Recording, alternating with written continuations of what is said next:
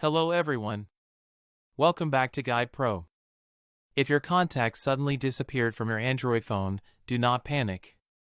In many cases they can be recovered. First, open the Google Contacts website in your browser. Type contacts.google.com. Make sure you are signed into the correct Google account. On the left side, tap on Trash. If your contacts were deleted within the last 30 days, you will find them here. Select the contacts. Tap Restore.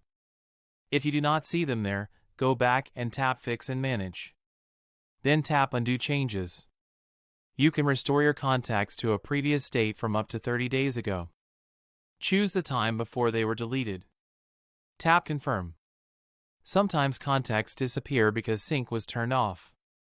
That is how you recover deleted contacts on Android. If this video helped you, like the video. Subscribe to Guide Pro for more troubleshooting videos.